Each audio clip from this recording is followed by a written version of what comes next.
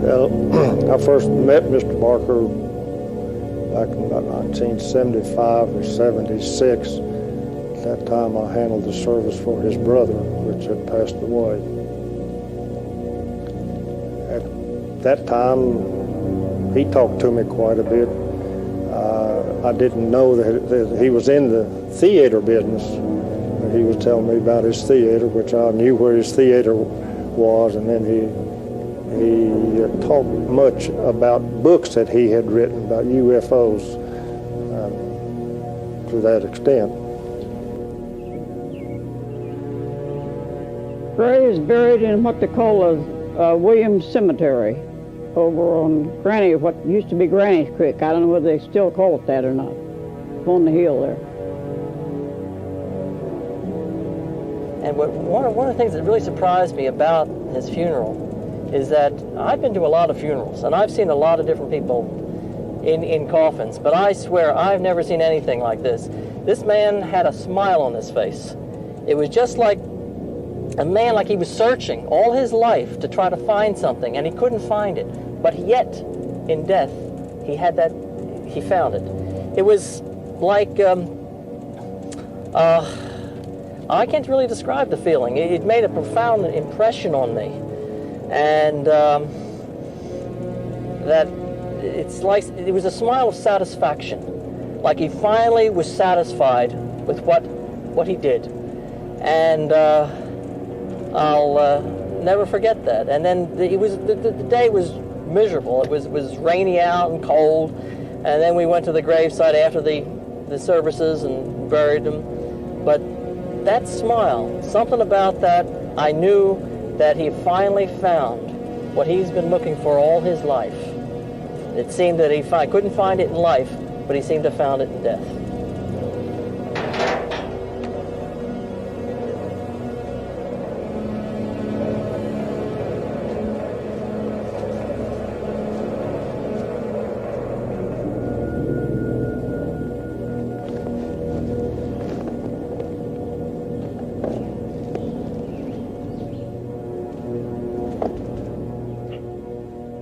I hope that if you all haven't seen a flying saucer, that eventually you will see one. If you haven't seen one, my advice would be not to look for them in outer space or even in another dimension, into the oceans or not even in the hollow earth. But the next time you go outside on a starry night and you do not see any UFOs, I guarantee you this, if you look deep inside yourself, there you will see them. Good night.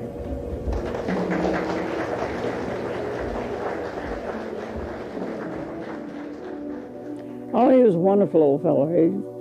Gray was a wonderful little boy. He seemed to enjoy everything, and he minded. He was good. He'd do things, you know, just all like any other little boy, of course. And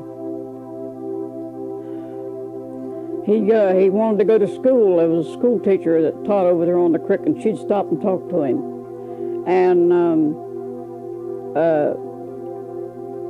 she asked my mother if Gray could go. with her someday.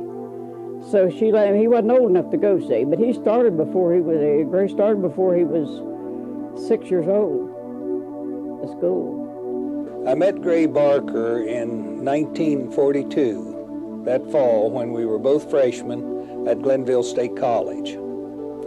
He was a very busy young man, but yet he managed to keep his grades up, graduating with the highest average in his senior class. And among the things that he did besides his academic, he edited the college paper called the Glenville Mercury. We like Gray Barker. I don't think he had an enemy anywhere, and he was a little bit more alone, perhaps, than some people, but yet he was a very busy person. Oh, he would take time and talk and help anyone, and I did know that Gray's family was not wealthy, that they were poor, and that he sometimes looked after his family. And as far as I know, they were good people. I met Gray Barker for the first time in the fall of 1953, which was the time that I got into the UFO field. So he got into it a year or so before I did. So in the fall of '53, for 3 or 4 months altogether, I drove all around the country, interviewing people who had been mentioned in the early flying saucer books that were already printed, and talking to the authors of those books, other scientists who were mentioned in those books, run-of-the-mill people who had had sightings that were chronicled in these books, and perhaps I interviewed 50 or 100 people all over the country. And it was a very interesting trip that I took, and I made detailed notes of everything that I did. And in the course of making that voyage or pilgrimage or whatever, one of the names that I came across quite easily was Gray Barker's, and so I came through Clarksburg that fall and interviewed him, and we talked for a day or two and became friends afterwards. Later, when I moved to West Virginia, in I think it was around June the 1st of '74, I put it in my mind because I wanted to meet this guy. So he was in Clarksburg at the time, so I guess it was around the middle of July. About a month and a half went by, and we drove up to Clarksburg, and I found out where he was. And I walked right into his office, and he looked at me like he was seeing something from outer space. He's very excited. I walked right, I said, Gray, I know, I heard, you look just like your pictures, you know. And he says, do I know you? And I says, no, but you're about to. When I was a little guy, I guess about 6 or 7 years old, and I saw my first sighting when I was about 7, and I was looking out my window of my house at night and just looking at the stars. I always like to look at the stars. And all of a sudden, this thing looked like a shooting star come down, and real quickly, and all of a sudden it stopped. I started flickering lights, and I said, no, that, even at that age, I knew that couldn't be a plane. There's something wrong there. And I told my grandmother the next day about it, and she thought I was just had a wild imagination for a little kid. So she used to walk me to school, you know, when I was that young, and I think it was in 2nd grade. So this one day, it was a couple days after that, we were walking to school, and then we saw this other one that was, this time, this thing come very close, and it just looked like 2 saucers inverted, one over the other. And it was, you saw like portals in it, and you saw like purple behind it. You could actually see into the darn thing. I says, Grandma, look at that. You tell me I'm nuts, huh? And she looked at it, and oh my. Then she changed her tune. And then I hadn't seen any for years and years and years, until I was, working at the Franklin Institute in Philadelphia. But I don't know whether I should go into that or not. And because I seen a couple things to being an amateur astronomer, I do observe phenomena. I've seen some phenomena in various telescopes, and I try to record it, but just try to get pictures set up and get everything ready. They're gone. I just saw things, you know. I never made contact or anything. Someday maybe, you know, but never have, at least to my knowledge. And but what was really intrigued me was the motivation of these things. How did they work? You know, that always was fascinating to me.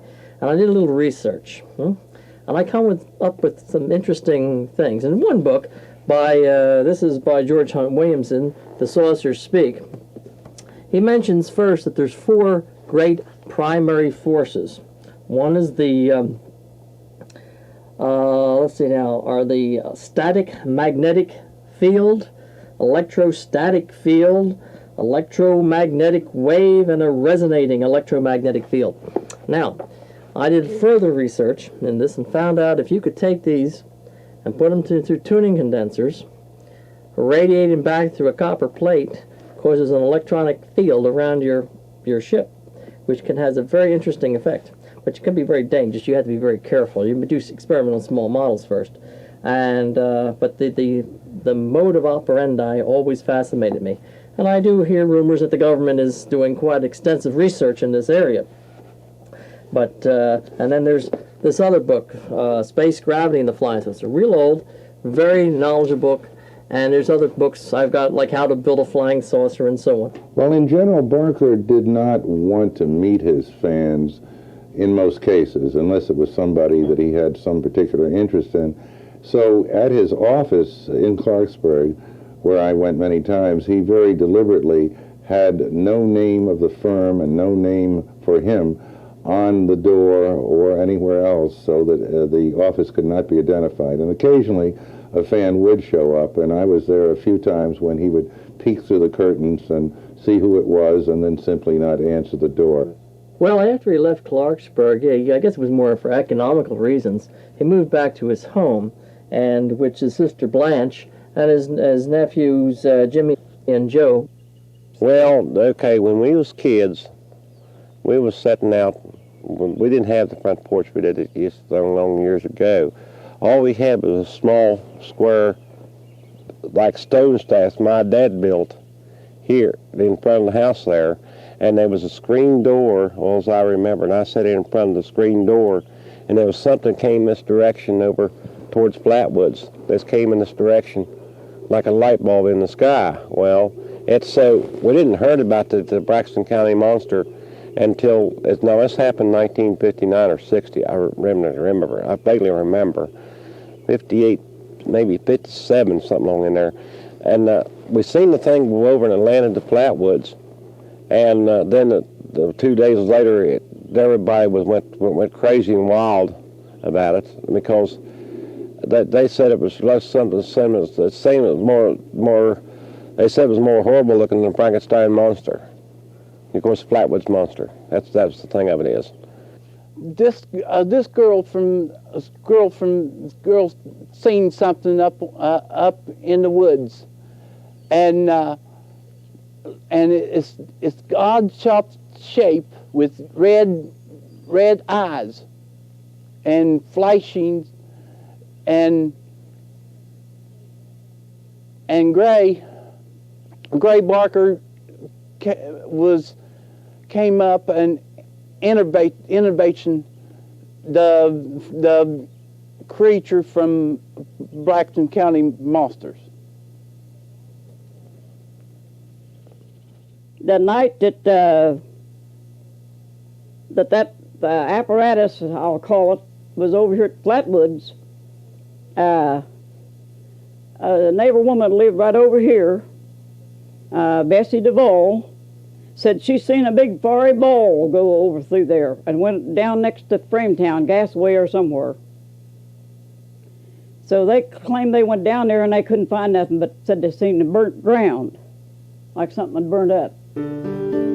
Now, back in the early 50s, Gray Barker went up to Braxton County when they had the Braxton County monster, and he interviewed several people, and those people had seen something, and there was evidence that something had been there. Oh, everybody heard about the Flatwoods monster, and Gray was the first one on the scene, and he became famous with it because it became international news.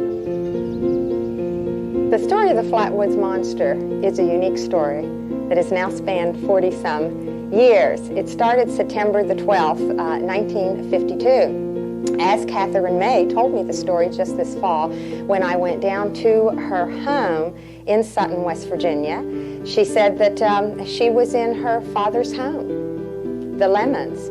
She had just come from her beauty parlor. All of a sudden, she'd heard her two sons screaming at her, "Mom, Mom, come with us. We have just seen something shoot across the sky and we want to see what it is." She really thought that it probably was a falling star. Those boys, along with 4 other boys, had been playing touch football down below the Lemon home that evening. It was approximately 6:15. It was just getting dusk in the sky.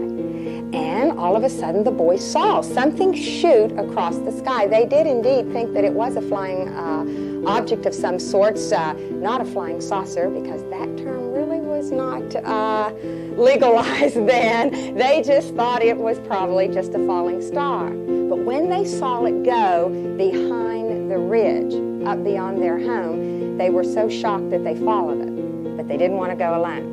So she took her flashlight, she said, and a sweater, and she went up to the site with them. Now, the site was really beyond their land, in an open field, and I saw that field in November of this past year, and I was really amazed how open it was. Well, this is a replica that the JCs, with my help, made back in the 1970s. We were a civic organization with a lot of civic duties at that time and no great profit maker. And somebody thought it would be a great idea to come up with a replica of the Braxton County Monster since it was nationally known. So we put together some molds with the help of some people out in Ohio. They made the monster for us and cast about 500 of them at the first casting, and we sold them at that time, I think, for $5 a piece, and sold them all, or about all of them. Later, in later years, I secured the molds from a friend of mine, and I have them today, and I make the models and still sell them. We sell them for $19.95 plus shipping. And if anyone's interested, they can write to me, John Gibson, 3305 Harold Road, Sutton, West Virginia, 26601. And we'd be happy to take money orders or checks, personal checks for those models. Now, when Mrs. May and the 6 boys reached there, it was approximately 7 o'clock. 45 minutes had elapsed, and she said that really it was almost dark. You know, we're talking about this early September.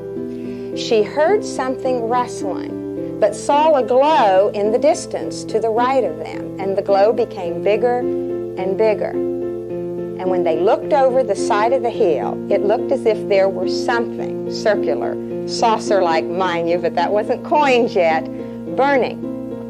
But then they heard the rustle again, and Mrs. May, who had the flashlight, flashed it to the left. And what she was flashing at that time was really at a big oak tree. Now, she knew that land pretty well, and so she said that the oak tree was approximately 10 to 12 feet high. And when she flashed that light, all of a sudden, whew, a streak of light came back at her.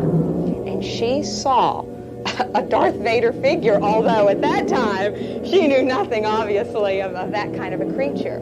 But she said that what she saw was a cloaked object in dark green. Thus, that's why later it was called the Green Monster. She said it was a dark, like a moss green. It was floating above the ground just a bit. She knew that it could not be any higher than 12 feet because it was indeed under the tree. She said that it had a globe-like head, almost in the shape of an ace of spade. She claimed that there were 2 shining orbs coming from the middle of the globed head, and it was as if her flashlight had made contact and the stimulus was shining back. Now, she said that around this spade-like head were like 2 antennae sticking out. In fact, later the Charleston newspapers would, you see, give this type of a vision to it. And it does look like what Mrs. May described, except she said to me, the arms were totally inaccurate. It did not have arms. And you see, this, I think, is man and the media's desire to make this creature as humanoid as possible. Gray Barker did serious research at the very beginning. His first entrance into this field was with the Flatwoods Monster in 1952.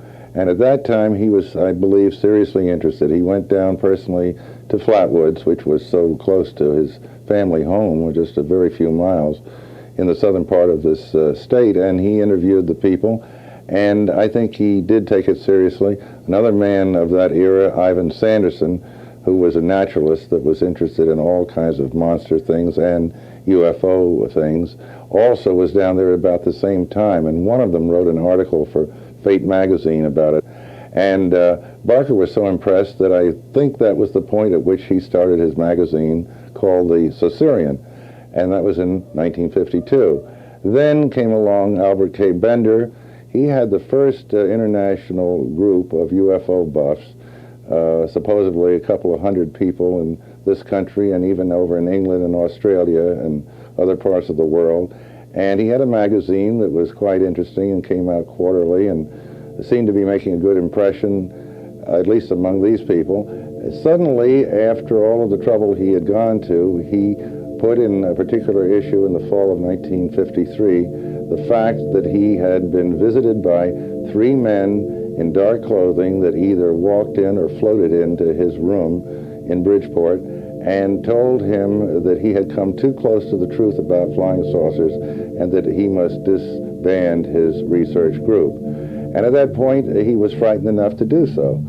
And that was the first of the many Men in Black stories.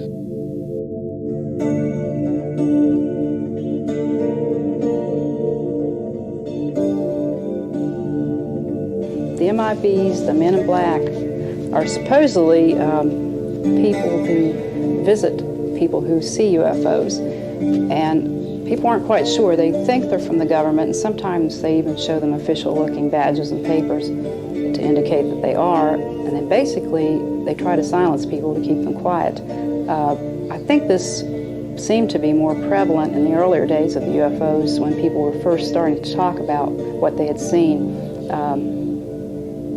Mr. Barker even wrote a book about it called They Knew Too Much About Flying Saucers. This was his first book that he published in 1956. And the more he got into it, he got the impression that perhaps somebody was trying to silence people from speaking out about UFOs. There's also a theory that these folks are actually people from other planets, or actually the occupants of the UFOs. The Men in Black. Fortunately, I have never been visited by these people. I've heard Gray told me something about these people. I don't think Gray has been visited directly, but I think he's seen, of course he didn't openly admit it to me, I think he's seen something. Gray might, I think he knows something. I think Gray Barker did. There have been UFO researchers who have been visited by these people, and they have been warned not to talk about some of their experiences or to write them down, or things could happen to them and their whole families, which is really tragic when you figure we're living in a so-called free society, and that they're afraid it's the economy thing. They're afraid if the inventors come out with these new devices that they would put the oil companies out of business, electric companies out of business, and that you were looking at multi-billions of dollars that and they don't want, and it's dangerous, you know. So you have to be very careful about that. And these people from the Men in Black, some of them are from various government agencies, others are from other sources. They are often described as people with kind of a dark yellow colored skin with eyes that perhaps look oriental, and they seem to wear black clothing, black hats, black suits, black shoes. Sometimes they appear to have shoes that have very thick, large rubber soles. Some of them appear, after talking for a while, that they have trouble breathing, and they'll ask for water and take some pills, and then they can breathe better. And they seem to ask questions that aren't quite relevant to the actual sighting of the UFO either, just kind of general questions. And they seem to leave in cars that are a little older than what the time period is, but they look brand new. So that all these facts kind of just don't fit together, and people just aren't quite sure who they have been visited by. Bender might have become paranoid. It wouldn't be the first time that that's happened in the flying saucer field, or he may have become bored or disillusioned with his club. And in my personal opinion, Albert Bender was a kind of a kook, because the room that he lived in had a lot of hangings on the walls of monsters and science fiction creatures and so on, and I think that was the background that he came from. And at a certain point he had become interested in flying saucers. I felt that he was a man with an overactive imagination, and there may have been other psychological reasons where he would want to disband his group. I was never very impressed by Bender as a person or the hush-up as an incident, and I think after having believed it at the beginning, I think eventually Gray Barker came to the same conclusion. I think by the time he wrote his book, he too had realized that this was just something that was not physical or not really important as far as the mystery was concerned. I get the sense that Gray Barker spent most of the rest of his life trying to prove or disprove the existence of UFOs. I think Gray Barker was intrigued and perhaps even somewhat afraid with what he continued to discover as he delved deeper and deeper into this UFO phenomena. Either the alien from outer space and Gray Barker brought it in and belonged to him. Gray Barker wrote about flying saucers and stuff. I read one of Gray's books. They knew too much about flying saucers.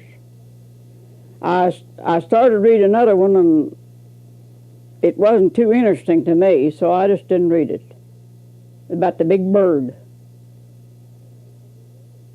And I didn't know Gray had wrote as many books as he did. Gray Barker was like scary things, monsters and stuff too. He all the time dresses up and goes around the house and spooked my brother Jackie. And I think he really liked old ghost stories and stuff.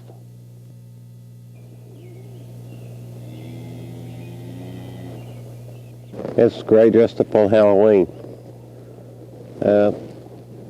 He's laying there on the bed dressed up like Halloween to scare us kids. That's all I can tell you. I'm not sure the exact reason why Gray Barker's family sometimes doesn't like to talk about him. I don't know if they read much of his newsletter, perhaps thought he was off on a tangent. Of course, some people feel that any kind of investigation into the UFO field is totally full of crackpots and crazy people, and there's nothing to them, and some people are doing it just for notoriety. Some of the personal life of Mr. Barker might indicate that people would look upon him unfavorably. Now, Gray Barker was not married. He was gay. I lived with him in his apartment. It was his apartment originally. I moved out from the lady I was living with, which wasn't all that conducive to my atmosphere anyway. And we shared the apartment. It was like a duplex. There were two sides to the building. It was like over a garage. We met at the post office at midnight. He was mailing something, and I was down there to mail in my weekly thing to the Associated Press for the top football teams that the sports writers and sports editors had to do. And we just started talking down there, and we got to know each other pretty well. I already had known the Oliviers, which was impressed Gray greatly, and that's why we made 2 trips to England. And through them, we met many other people from all avenues and atmospheres in the motion picture industry and in the theatrical industry and so forth. And Vivian Lee's mother, Mrs. Hartley, and her daughter, Suzanne. And Gray was quite impressed with my youth that I could have become that fortunate to know people even outside of this country, you know, and be so well thought of by them. And so he enjoyed it just as much as I did, and in addition to his other pursuits. We had different interests aside from motion pictures, but that was the link, and that was really the bond and the tie, was our amenity to the same pursuit. I don't know, he just always had his mind on movies. And so finally he went out there and he got to running, Gray went out to Mr. Lovett's, and got a job of running a movie. That's one of his jobs. He liked hard movies, like Frankenstein. He took us to the old drive-in down there, the Gasaway. He took me and my brother Joey. One night down there, we come in, we getting free. He'd come in there and told us sit in the car and watch us while he went to go in the theater thing. He was a theater booker at one time. He had as many as 30 different theaters, both drive-ins and city theaters, that he booked for at like $10 a week each. And that was one of his activities. Another one was book tracers. If you had a rare book about saucers or anything else, he had enough contacts here and there that he could find it for you eventually if you were willing to wait long enough. And he had different interests, hobbies, professions, and what have you. I think the UFO thing started out as a hobby and became eventually central to his earning a living, because what he did was he published his own UFO books. He must have put out 20 or 30 books over the years. Some were books that he edited for other writers. Actually, he ghost wrote a book for me, which was originally called The Right Field Story. It now has a new title. It was written in the late 60s when I was very busy on the college lecture circuit. Not that I couldn't probably write as well as Barker, but I didn't have time to write it, so he wrote it for me. He did the same thing essentially for the book by Albert K. Bender and for some other people. So he was a publisher, and well, he never got into the UFO the convention business. He wasn't that much of an extrovert. He didn't like to be bothered by us kids very much when he was working. We'd always stay over here. He'd come over and help with my aunt with do things and stuff, you know, help her in the house with things and stuff. And we just sort of like off and on talk and stuff like that. And he comes over, and of course he'd come over and he wouldn't, because he'd say, well, I'm busy. I'd go over and say, well, I'm busy. I can't talk to you. I'll come over and talk to you later on or something like that if I needed something, you know, if she needed something, you know. But he was sort of like a loner and just stayed by himself. I may have once said that the field is filled with hobbyists, cultists, and disturbed people of all sorts, and I guess I wouldn't change that opinion very much, except there aren't as many teenagers in it as there used to be for some reason. Years ago, a lot of kids in high school got interested in this. I think perhaps to that extent we have a little bit older and more mature crowd. But in general, certainly there is a neurotic element, and Gray Barker was very, very much aware of this. His preference was to believe that all of the saucer cases could be solved through psychological means. He was very interested in psychology, and most people don't know that. He had a lot of books on psychology, which he kept in his home, and some of which I read. They didn't have anything to do with UFOs in particular, but he was interested in the human mind, belief systems, and crackpottery as a problem that the human mind might have. Well, you know, if you're listening to your ham radio, or as they say, amateur radio, and you get some kind of strange signals on your radio, and you're turning them in and you're tuning them in there, and you hear something that sounds a little something like this. Tuvek satum du patra Braga. Very strange. What you do, you pick up your microphone, you squeeze the trigger, and you say, Udem Regan Vec unto Nictum Braga. Now, if the FBI doesn't get you, or the FCC, the KGB's sure to. But anyway, that's what you do if you get there. Get that.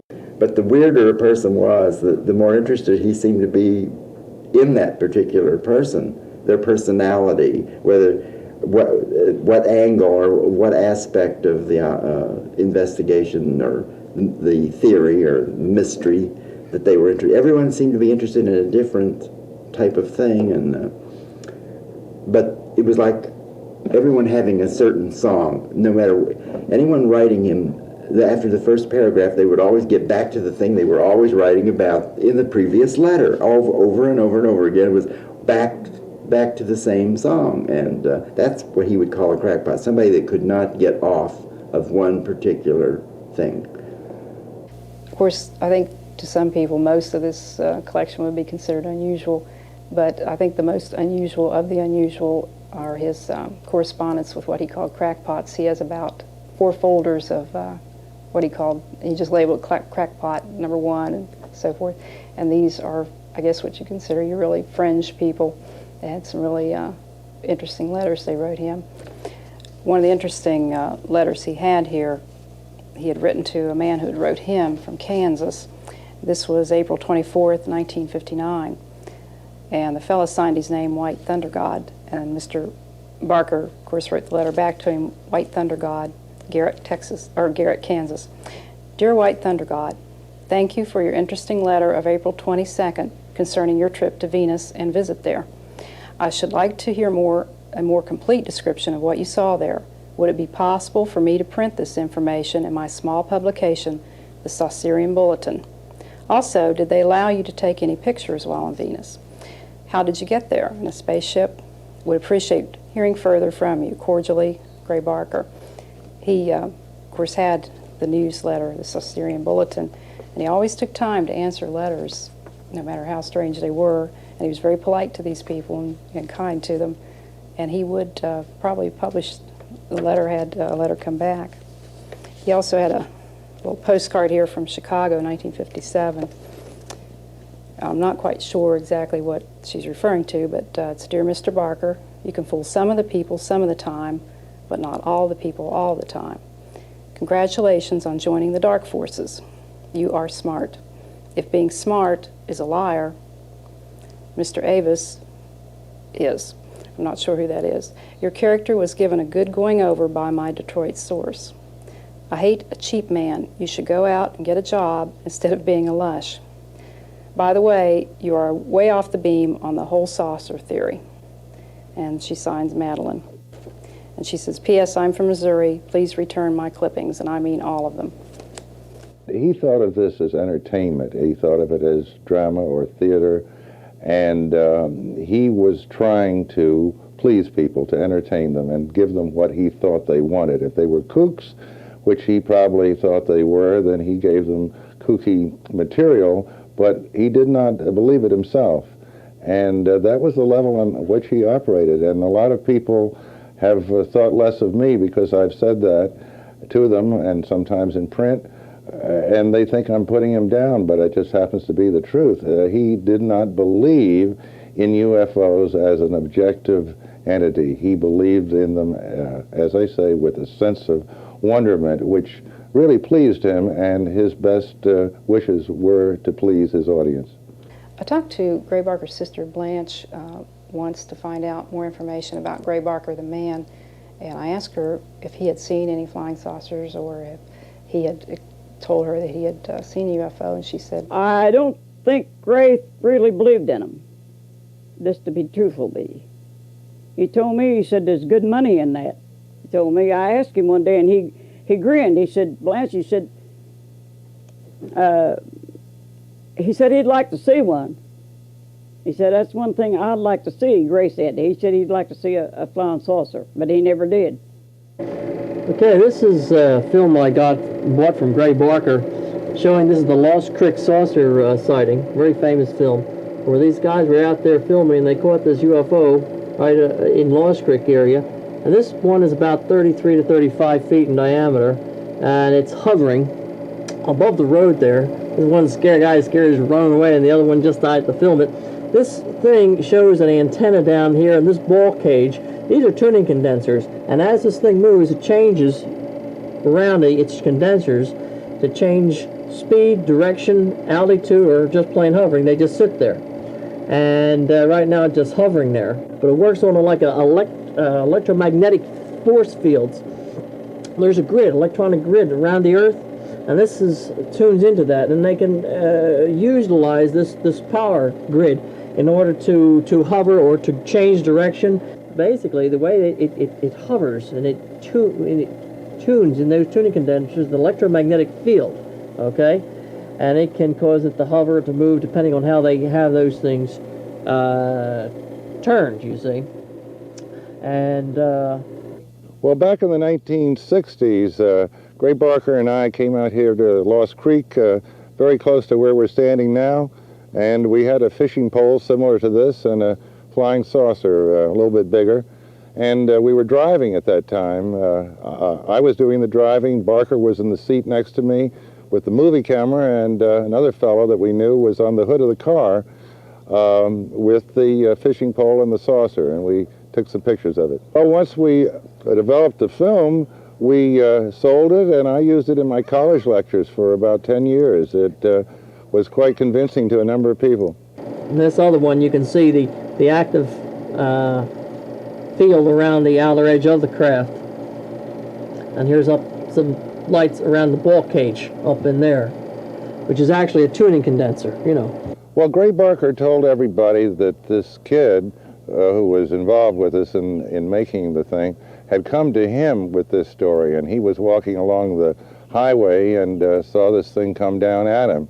And that was the way that we told it to the public, and I don't believe the kid was ever interviewed by anybody except us, but that was the story. Now, as you see in the next scene, here it goes, there it is there. And notice the cage, as it goes around real quick like that, because he's hovering, going up and down, like a toy boat on rippling water. Cameron was a little nervous there, taking pictures. I guess I'd be pretty nervous too if I saw something come that close to me. Now watch, it turns in, it turned the tuning condenser one way and then turned it the other, and it went along that magnetic flux. Real easy here. The reason that we liked to occasionally do a hoax was for our own amusement, but if there were a serious purpose, more to keep the UFO field alive during slack periods, hoping that the public's interest, or at least the UFO fans' interest, would not slack off. And since I at least felt that there was a serious mystery behind all this, I didn't want to see the field die out, and I thought it was a good idea to keep it rolling. Jim Mosley, Gray Barker, invited him in to come down and stay all night with him one night. And they get together in the house, in here in the house, and they talk things over, and I think Jim was an awful good person.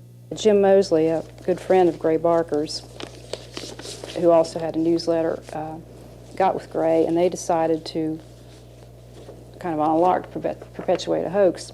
This was called the Straith Letter. One evening in 1957, I was visiting Gray Barker in Clarksburg, as I often did, and we had a bit to drink, and then we decided that we would do something new and different. And the way we were able to do that was that Barker had a friend whose father was in the State Department in Washington, and I will never identify this guy because the father might be dead, but the son is still alive as far as I know. And this kid, who at that time was about 20 perhaps, had stolen, if we use that word, stationery not only from the State Department, but from several other government agencies. And it was easy for him to do this because of who his father was.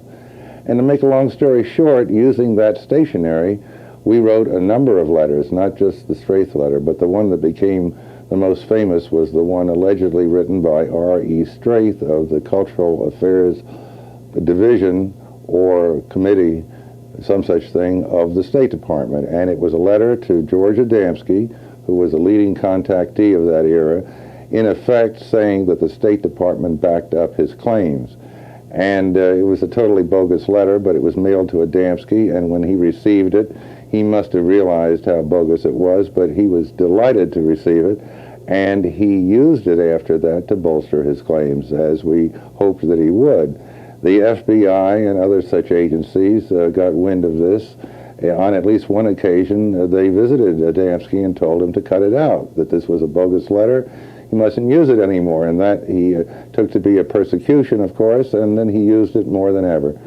And so in the literature or the lore of the UFO field, the Straith letter has endured, and I guess it might have been the greatest thing of its kind that Gray Barker and I did together. Eventually, took quite a few months, but the FBI did send someone down to talk to him about it. He was strongly suspected because they were comparing the typewriter that it was written on to his typewriter, which was available from private letters that he'd written to all kinds of people. And so he naturally denied everything, but after the FBI agent left, he became rather paranoid, which I don't blame him for having done.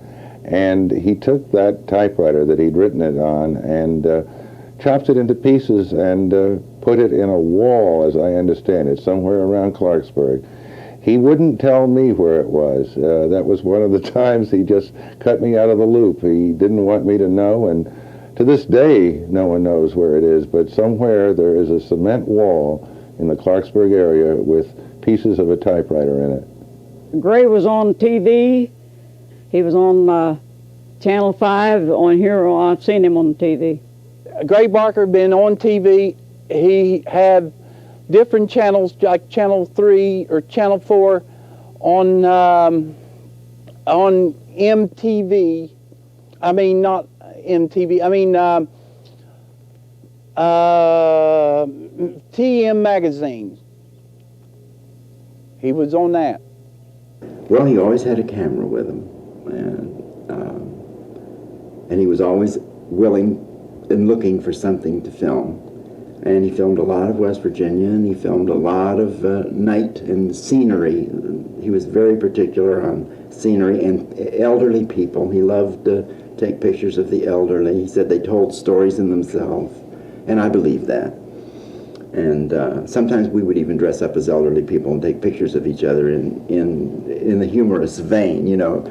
And a couple of the people that had seen the films that we had made said that we would both make great character actors, but we'd never be stars. I thought that was pretty interesting. But yeah, we did a lot of things off the cuff and on the spur of the moment. But if he was frustrated and hadn't filmed anything interesting for a while, he would come up with a scenario, and we would even enact it, you know, carry it out, play all the parts.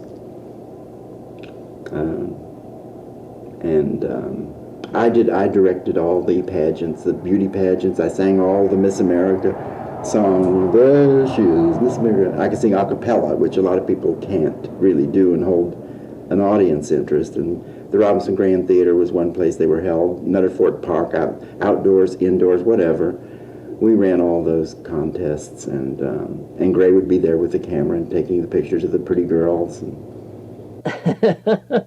Gray had I guess you'd probably call it a dry wit. He had an old English wit, and it really was remarkable because it's very few people that had that. I really enjoyed it very much.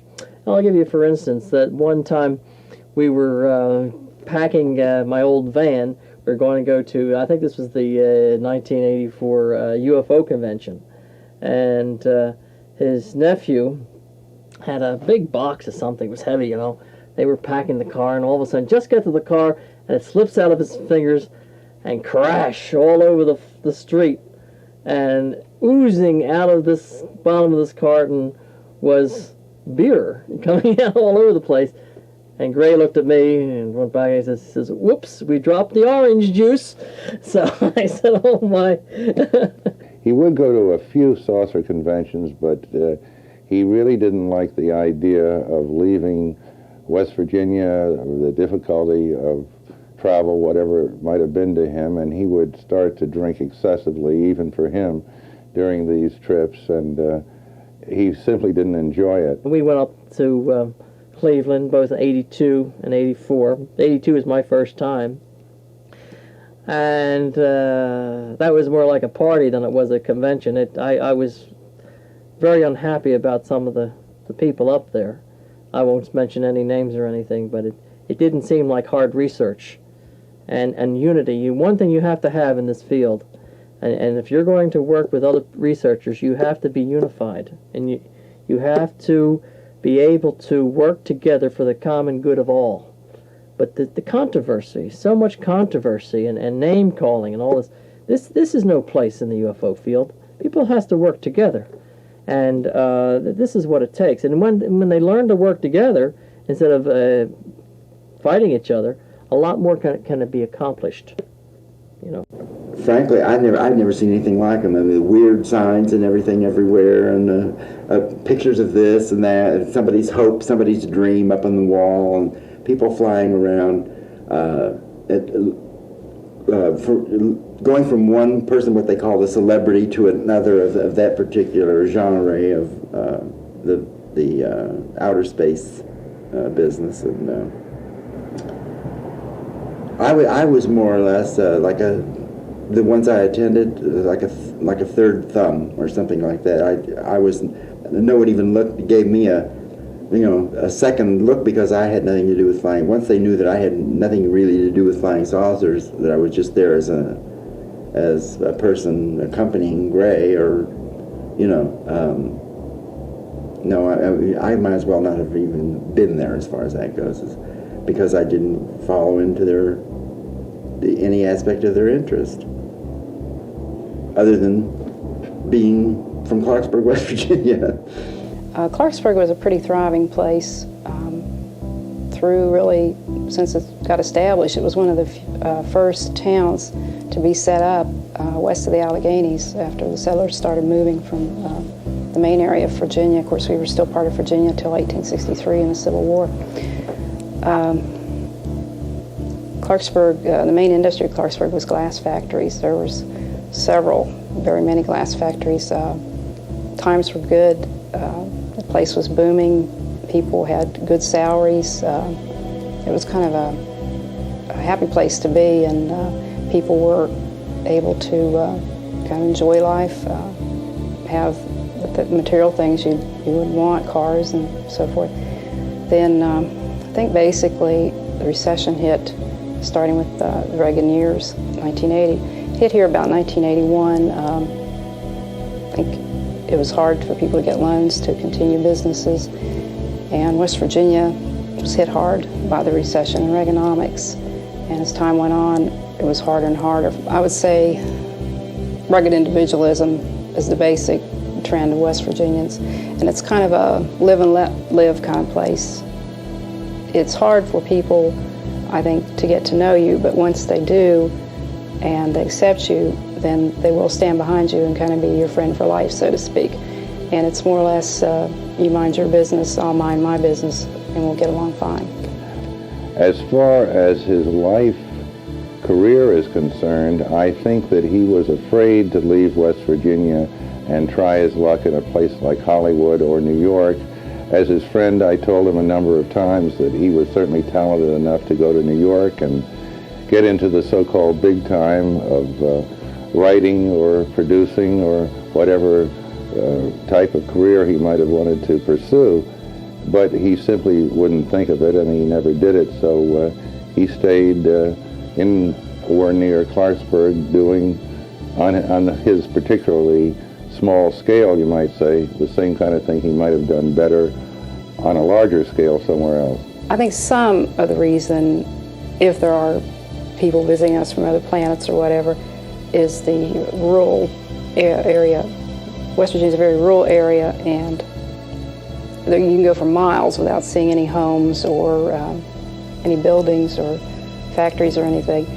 And I think it's isolated, and if someone wanted to, say, observe people from other planets and not be found out, this would be a good area, just as, say, the desert in Nevada might be or so forth. Oh, I haven't seen any UFOs in West Virginia. No, I did not never seen one, but I don't know. There's things, you know, there's things might be around. You know, there's people sighted, and I see on TV and stuff on where they landed and stuff.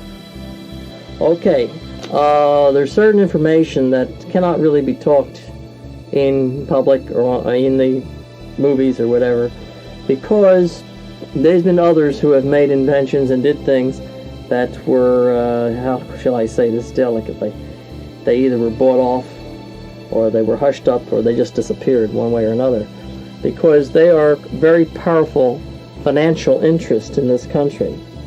And that if certain information regarding free energy devices, cars that wouldn't take gasoline, or airplanes that could fly without all the oil companies could go out of business because you'd be using a free energy device. Nikolai Tesla was the man who invented some of these things way back in the 20s and 30s. And he had a device that could tap into the Earth's magnetic field and convert that to usable electricity. And people who have did research into this area found out that if they had success, they were approached by certain, how shall I say this, government agencies. And it isn't just our government, it was other governments too. And they were afraid that it would disrupt our economic system. So it was felt to be better to try to keep these people from following through on their inventions. So one has to be careful about what one does. Well, Gray Barker had a background in English literature. He had a degree from one of the local colleges here, and sort of a classical bent, at least at the beginning, when he started writing poetry with references to Greek mythology and such. I don't know if that's going to be in anything we're going to read right now, but my point is simply that he didn't just write UFO poems. He wrote some that might be considered more serious on other subjects, and some on the UFO subject that were not particularly serious at all. And I think I'll start by reading you one that isn't terribly serious, but it explains what his views were. When people ask, did Gray Barker really believe in UFOs, or are you, Jim Mosley, just telling us that he didn't in order to put him down? My answer is no, he really did not believe in a serious way in UFOs, and this might be an indication of that. UFO is a bucket of shit. That's the title. UFO is a bucket of shit. Its followers, perverts, monomaniacs, dipsomaniacs, artists of the fast buck, true believers, objective believers, New Age believers, Kehoe believers, shushed by the three men or masturbated by spacemen. UFO is a bucket of shit. The Air Force investigated UFO and issued a report couched in polite language, which translated means UFO is a bucket of shit. Meade Lane is a bucket of shit. Lex Mebane is a bucket of shit. James W. Mosley is a bucket of shit. Richard Ogden is a bucket of shit. Ray Palmer is a bucket of shit. And I sit here writing while the shit drips down my face in great rivulets. Inspired by that one, I will read two other shorter poems. Christmas Thought in blank verse. The Christmas tree fell, crushing the candles. Many were maimed and injured. The next one is called The Asylums Are Crowded. And it goes like this. The asylums are crowded. They have me here in the asylum. When I finished high school, at the age of 17, I went there that summer to work. And they had 1,700 patients. I escorted people through when they just wanted to go on a tour. And it changed a great deal through the years, but my parents' livelihood came from that hospital because my father was a carpenter there, and my mother worked on the wards. I got to know personally a great many of the patients. Some of them were very skilled. One man could rebuild a clock and could do any type of lock work. Others could do other types of skills. One patient built a type of rotary lawnmower. That was the first rotary lawnmower I had ever seen. It was an eye-opening type of thing for me when I went there to work and I saw the way that they had to care for some of the patients. Not even believing that they were mistreating them, but it was just the method of feeding and different types of bathing and the like that they had to use back then. I didn't see someone mistreat them, but it was an eye-opening thing. And I would go up over the offices, up above where any of the rooms were, and into I suppose what you call an attic, and I would see big crates there. My father told me that was how they had transported them in the 1800s. I'm presuming they brought them in by road wagon, and if someone had some kind of problems that they just had to shut them up. I don't know how they treated them once they got them to the mental institution.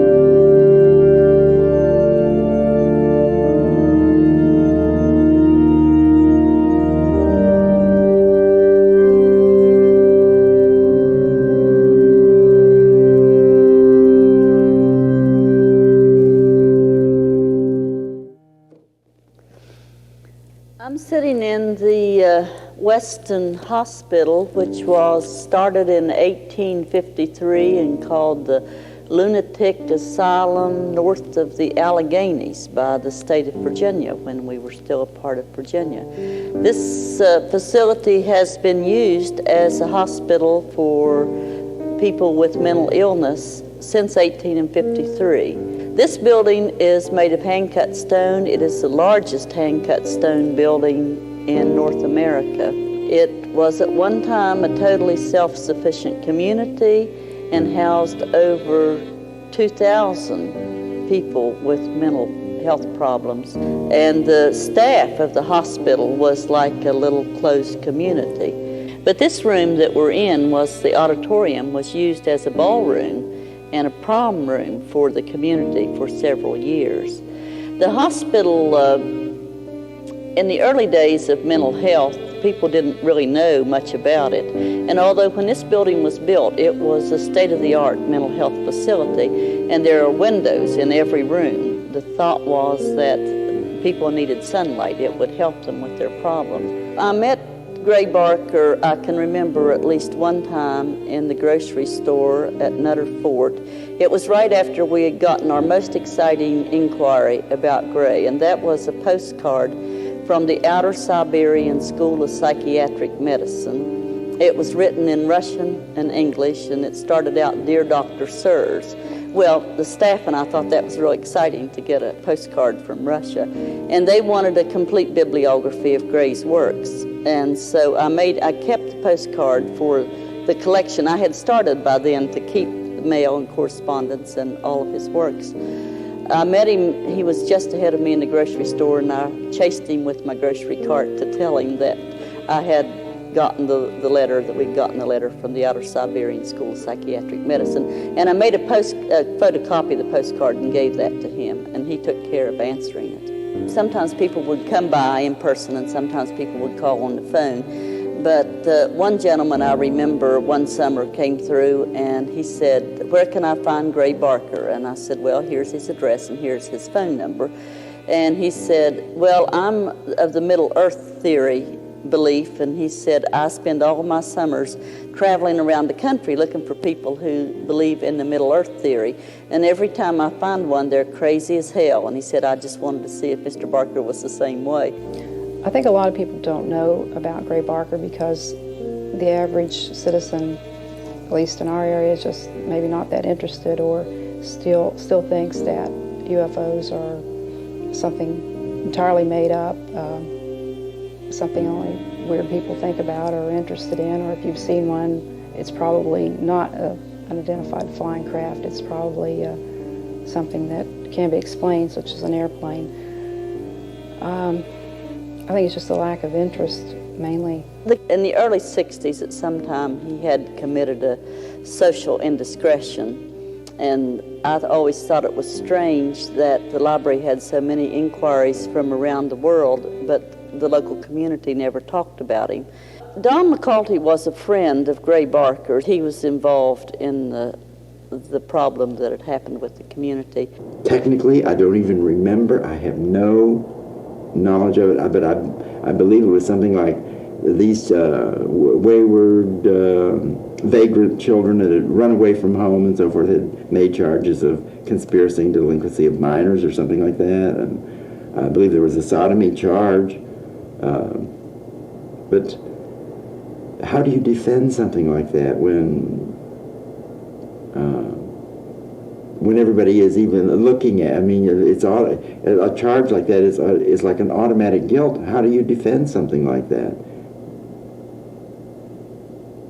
I don't know. All I know is that that children can be far more evil and far more determined to stick daggers in people than adults would ever think of doing to children.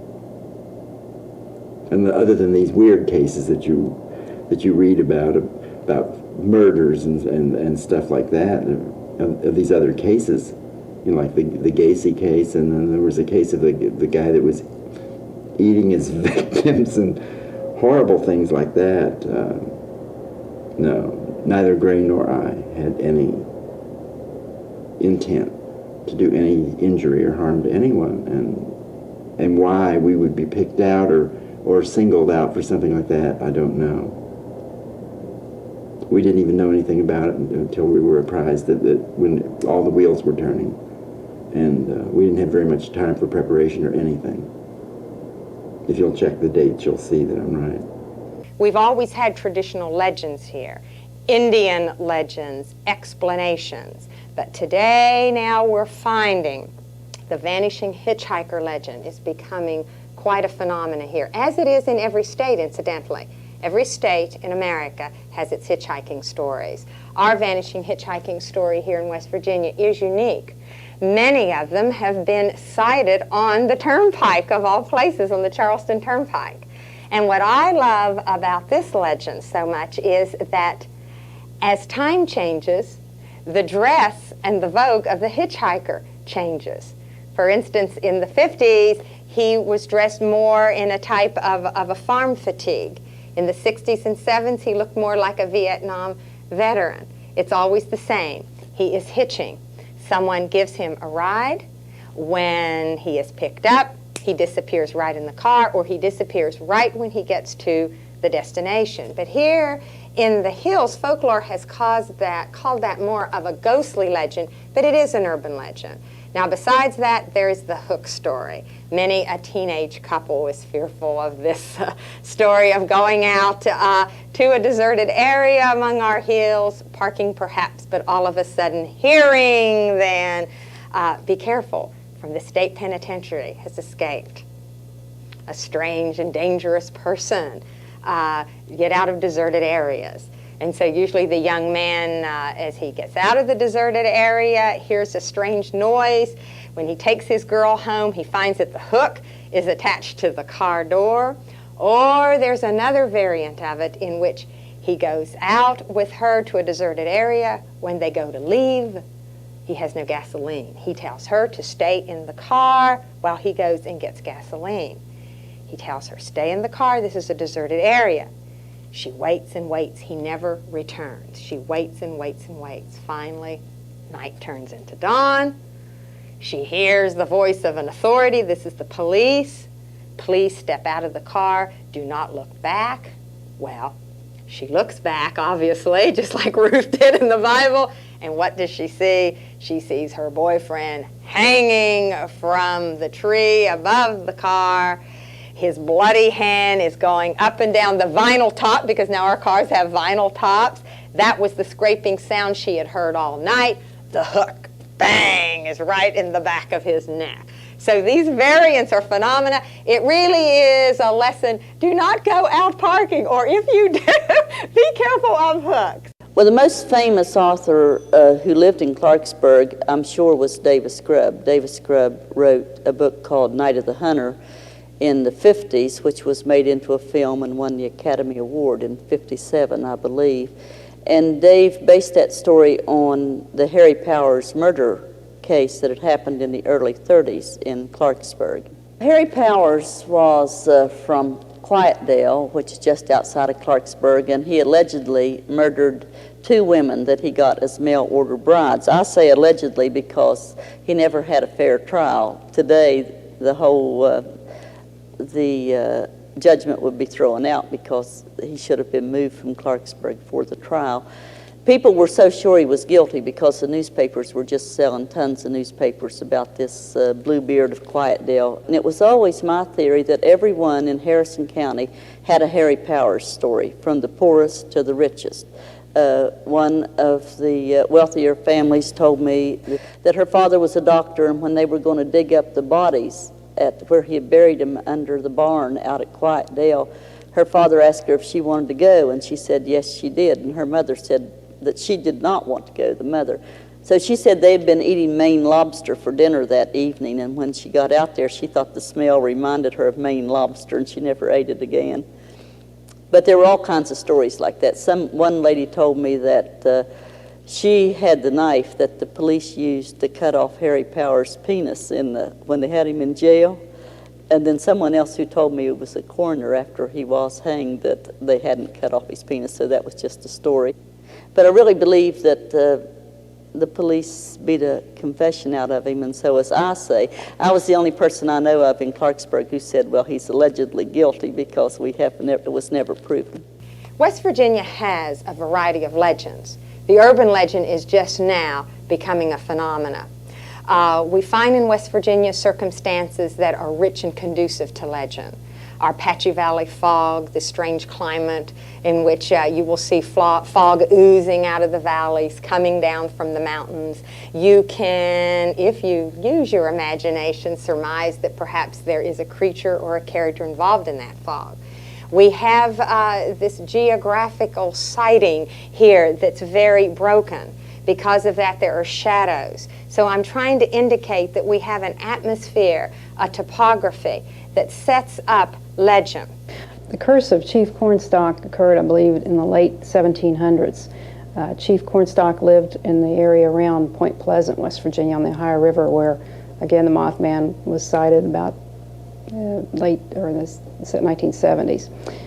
He had tried to get along with the white people and encouraged his tribe to get along with the settlers and to stop the fighting. And basically what happened, some white settlers, I believe, there's indication they were drunk at the time, more or less ambushed him and his young son and killed them, telling the people that, and what had happened was that he had ambushed them just kind of to get back at the Indians. And before he died, Chief Cornstalk cursed the area around Point Pleasant for so many generations or moons, I can't remember exactly how long it was. But after the curse, a lot of very bad things happened in that area to the town of Point Pleasant. There were several huge floods that more or less wiped out the town several times. Later years, we had the Silver Bridge, which crosses from West Virginia across the Ohio River into the Ohio area. It fell in the 70s with hundreds of people on it right before Christmas, and hundreds of people were killed. Also, there was a cooling tower that was being built around that area. I think that was later. And I think the concrete that was poured to help form the cooling tower had not quite set yet. And people were working on it. I think 2 people were killed there when it collapsed. Ray had this fascination with the horror movies and the occult and ESP and stuff like this. I think it has something that maybe goes back to his childhood, maybe. I don't know. Perhaps some kind of trauma he went through. But it is, I have to admit, it is a fascinating subject. And there are a lot of people out there that seem to love these movies that come out of Hollywood. And the more wild it is, the better they like it. Nightmare 1 and Nightmare 2, Nightmare 3, Nightmare 4. I don't know, it goes up to night there. He's been in the lowest. I got the 2 I know are pretty familiar is the 2. I can name just 2 that I know of. Is the Dream Master, which I dearly love, Dream Master. And the other one is something to do with Child. Had a name to it, name called Child. Dream Child, that's the name of it. He had 2 episodes of that, and all had an episode of Dream Master. Dream Master is where they all sit in the class talking about this Dream Master, you know, and the stuff, you know. And now she pretty gets pretty into karate and stuff with him. Over her boyfriend, I reckon. She goes through this glass window like this, and he comes down, and she had a match with him in the church, and this and that and the other. Which I really take thrills to see that part. When she gets in there in that church, you know, and does all that karate stuff with him and stuff. You know, she puts him in his. I guess she kills him in the end, and then she finds he let loose all the souls in his body, which he was all her friends and stuff. A lot of the independents that's the way that they would want their pictures released, because they would have maximum interest from the people, the theater goers or film goers, whatever you want to call them. But just to come up with, it was like things that would intrigue people. It would be like births of babies or something weird. There was one combination that really stands out, and that was the one where he paired Blood Feast with 2,000 Maniacs on a combo, and I think it just about played every theater in this entire area. But Blood Feast wasn't much of a film. It was a film to drag them in, more or less, if you want to put it that way. But 2,000 Maniacs had some quality to it, and I admired the film, and Gray sort of chided me about it. These are just exploitation films, But when he sat down and watched it with me, he said, there is something. The color is absolutely fantastic. The storyline is great. He said, this film is far underrated. And I like the fact that Gray agreed with me that it did have some quality, because you could hardly get me to sit down to watch an exploitation film. And I just happened to catch that one by accident one night, and then he came in on the weekend. And so we tried to pursue some others along that line. I remember that particular season, and I don't think that we were successful. But it seemed like the drive-ins would do great with exploitation films, and a lot of people commented that they liked 2,000 Maniacs better than any film that we had probably run that whole season. And I remember constantly I would look at my eyebrows would go up, and I'd look at Gray, and Gray would look away or go back to the projector or something. But, it was a good film. Dark Shadows is a series based on Barnabas Collins and Collins' family. It's mostly based on Victoria Winters. She would go there to Collins Port, to Collins Wood, and she was a governess. They had sent her to be a governess to David, Elizabeth Stoddard's son. And then she got there. She got to meet the entire Collins family. Well, it started out, met this guy. He was an alcoholic drunk. And his name was Willie Loomis. And so he had a plan that there was family jewels involved. Was dated back, that has been Barnabas and his dad Joshua had planted it in the old tomb, this old tomb by the side of the old house. So they went in. He went in there and had these signs and stuff on in his paper that he was looking at, And so he was to read him that lines look, this thing called line looks at dove. Well, he got the notion, he went over and pulled the ring down and opened up the wall of this door flew open and reveals Barnabas Collins' coffin. He found a coffin during time. The coffin was chained, Dibbly, Hooley, Harmony chained. So he decided to investigate and prise the coffin open. He didn't realize it held Barnabas Collins' vampire inside the coffin. And so at the end of that, it goes off, and then another episode comes on. It comes up that he goes to Collinswood and meets Barnabas Collins that comes to Collinswood and meets the Collins family, his cousins, in the later present time. So he gets there, and he meets Elizabeth and them and said that he was from England. He came. I want to let everybody know I am a UFO researcher, and that if anybody out there has had any experiences, either sightings, abductions, or whatever, or know somebody who has, I would really appreciate it if they would write to me. Just Richard Taylor, 104 Highland Street in Gassaway, West Virginia, 26624. And let me know what's happened. I will correlate all this and put it perhaps in a book form or whatever, or what if they don't want to be mentioned, that's fine. But I would very much like to know what's going on. Getting back to Dark Shadows.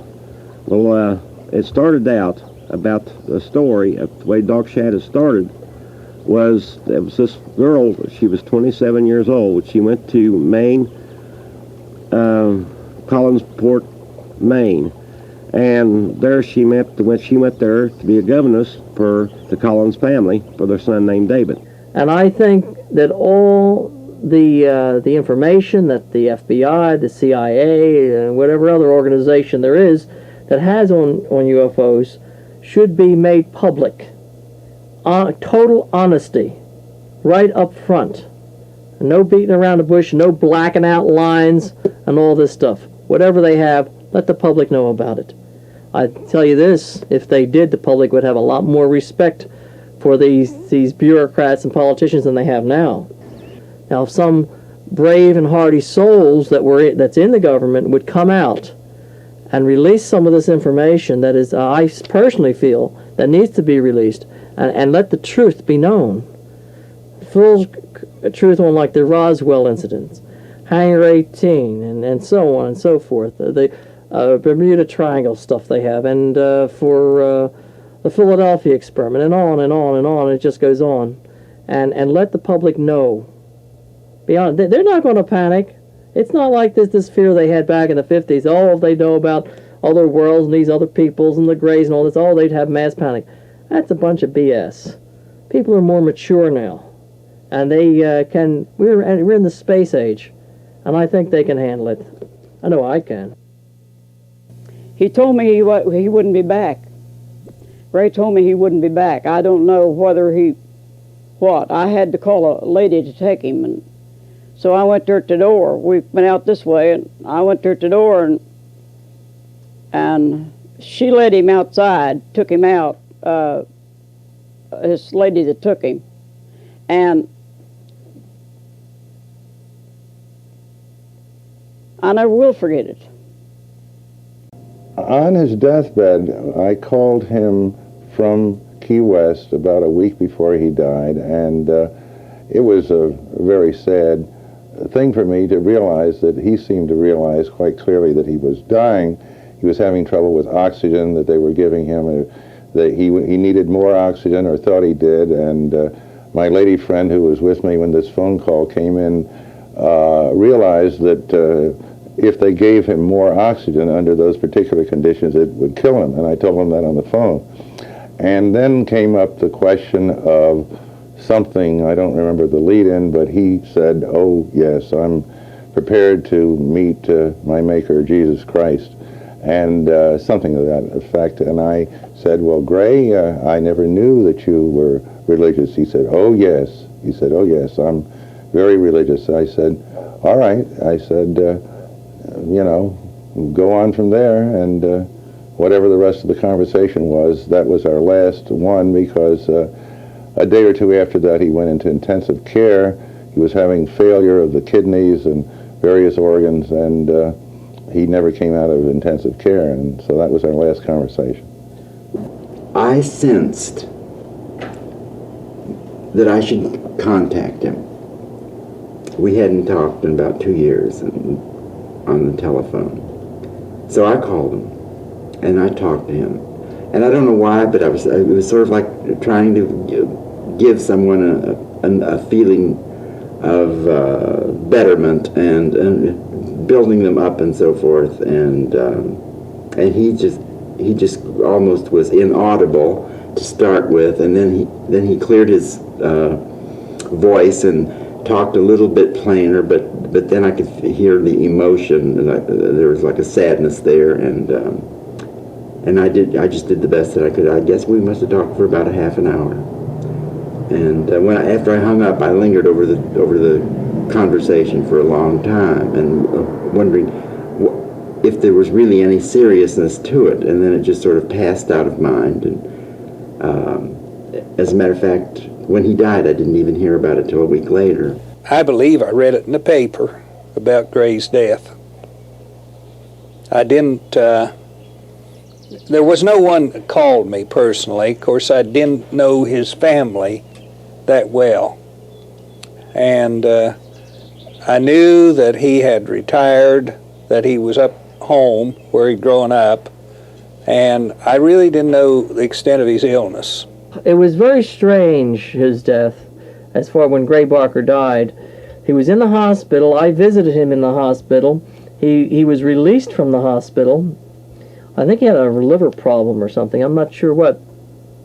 And then, about 4 days after he was released, he was back in the hospital, and right after that he died. And I kind of figured something not quite right about that. I could understand if it was like a stroke or a heart attack or something, but not as far as I'm aware of.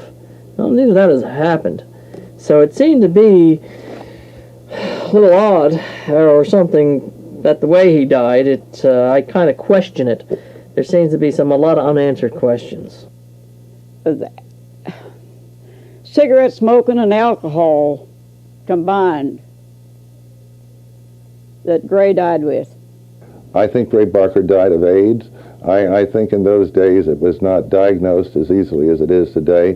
The name AIDS was known and was in the papers and was talked about, but in a area such as West Virginia, I would not be surprised if the doctors were not able to recognize it or didn't expect to see the symptoms, and I don't think there was any cover-up that has to do with the fact that AIDS was never mentioned on his death certificate or regarding his death. But now, living in Key West as I do, where there are many gay people and friends of mine that I've known not as well as Barker, but known slightly or mediumly, have died of AIDS a number of times since I've lived there. And I have a number of friends in that circle of gays that live in Key West, and I've become familiar with this whole syndrome of homosexuality and death and AIDS and all of that, and knowing what I know today, I would be willing to bet that that is what he died of.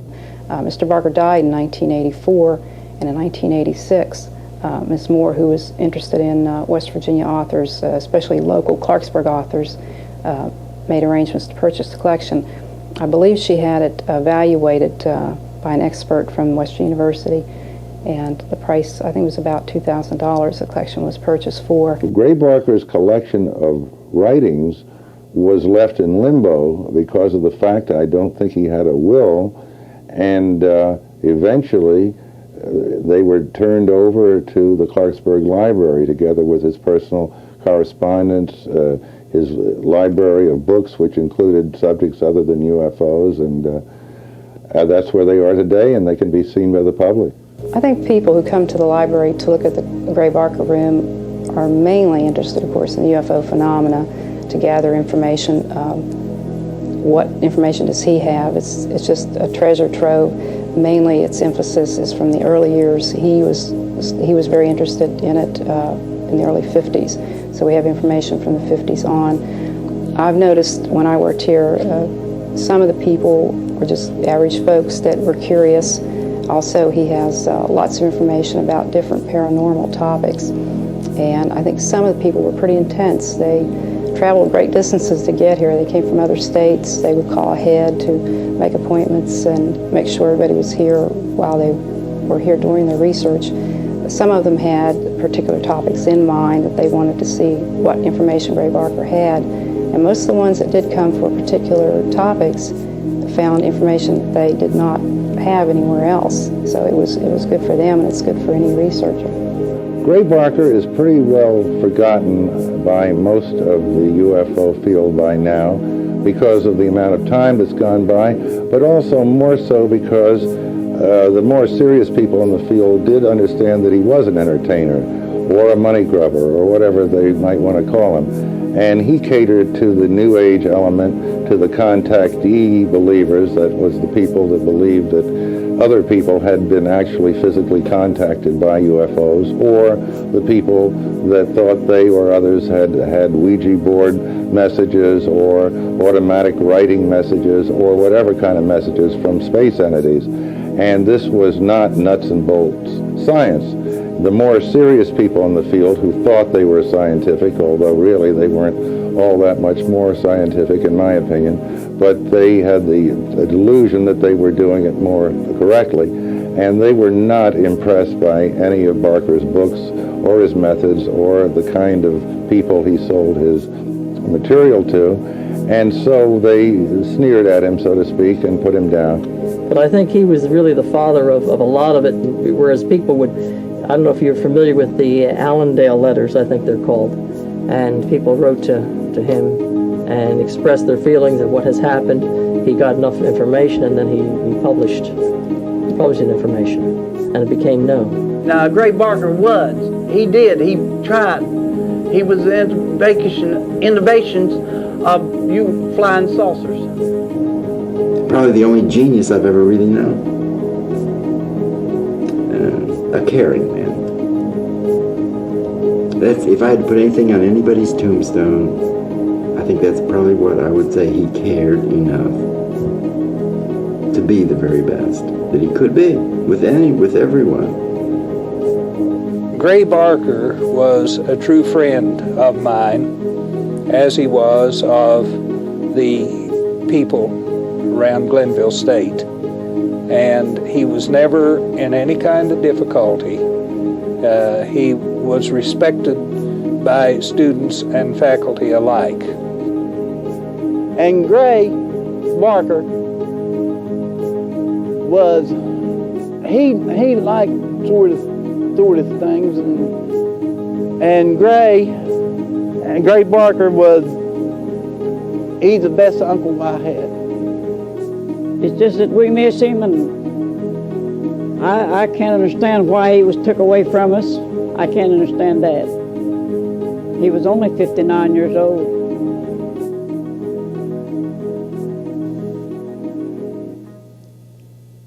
I don't know anything else I could say.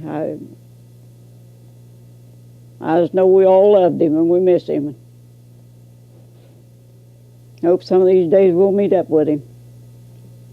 So now on to the interview by me, Gray Barker, with Dr. Robert Spencer Carr in regard to Dr. Carr's knowledge of the alleged capture of crashed UFOs and their occupants. Does the government have captured hardware, captured saucers, and the bodies of the occupants of them? Yes. And I knew you had affirmed this. And I may be number 3 in the UFO field, but I'm the only one free to talk. They tried to nail me, but they couldn't. I raised such a cry about Hangar 18 that about 100 newsmen and television men stormed the gates. And they had just cleaned out Hangar 18. Just cleaned it out. It was absolutely empty, nothing. Except some pipes in the floor. And then the Robertson Commission was appointed by the CIA. And they met in the autumn of 52. That was after the Washington, D.C. flap, when UFOs flew in triangular formation over the White House. But you see, the brain of Charles Darwin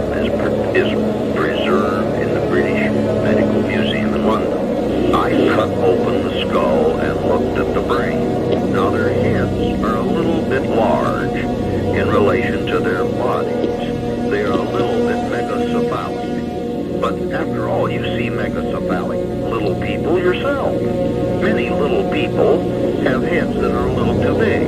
Oh, yeah. Well, he helped the oil man who made the talk.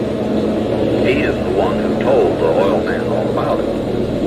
He was such a top man that he also served as a consultant to the Air Force. They cracked the German Imperial Code. They cracked the Japanese Code. They were the smartest group of men in the world. And they sent General Twining an estimate of the situation, which said the UFOs are real, they are metallic, they are propelled by a highly superior propulsion system, and they undoubtedly originate outside of our solar system. Are you there?